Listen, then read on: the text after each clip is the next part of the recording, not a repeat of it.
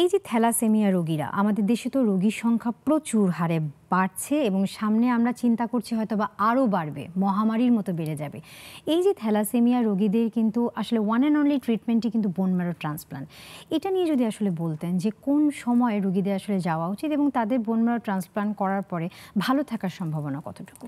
হ্যাঁ, এটা আমাদের দেশে একটা প্রচলিত ধারণা, কিংবা আমার কাছে যারা আসে তাদেরকে বলা হয় যে না, ট্রান্সপ্লান্টে যাবেন না, তাহলে বাঁচবে না, এই না সে না, এগুলো বলা হয় তাদেরকে, মানে ভয় দেখানো হয়, কিংবা হয়তো বা না বুঝেই ডক্টর এটা করে থাকেন।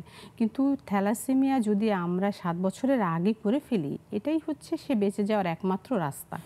আমি যতই তাকে রক্ত দিই না কেন, আমি কিন্তু তাকে আলটিমেটলি সেভ করতে পারবো না।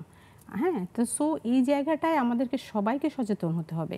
আর যদি তুমি বলো প্রতিরোধের ব্যাপার, অবশ্যই এখানে জাতীয় হস্তক্ষেপ, সরকারের হস্তক্ষেপের দরকার।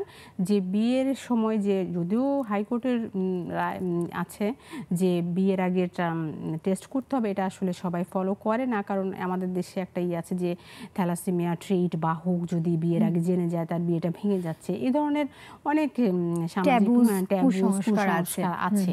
কিন্তু আমি বলতে চাই যে আসলে এটা জাতীয় পর্যায় থেকে এটাকে, যেমন ইন্ডিয়া যে কাজটা করছে, ভারত যে তারা টার্গেট নিয়েছে আগামী 10 বছরের ভিতর ইন্ডিয়াকে থ্যালাসেমিয়া ফ্রি করবে। তা আমাদের দেশেও সরকারি পর্যায়ে, হ্যাঁ, যে আমরা এই কাজটা যদি করতে পারি, যে আমরা 10 বছরের প্ল্যান নেই, আগামী 10 বছরের ভিতর বাংলাদেশে আর কোনো থ্যালাসেমিয়া বাচ্চা জন্মাবে না। এটা কিভাবে সম্ভব? একটা হচ্ছে একজন বাহক আরেকজন বাহককে বিয়ে করবে না, আর যদি বিয়ে করেও ফেলে তাহলে তারা বাচ্চা নেওয়ার আগে, বা মা যখন প্রেগনেন্ট হবে, তা 14 সপ্তাহ হাইয়েস্ট, 3 মাসের সময়, 3-3.5 সময় মায়ের জরায়ুর ভিতরে যে পানিটা থাকে, ওই পানিটা থেকে আমাদের দেশে এই টেস্টটা হয়, খুবই সহজ।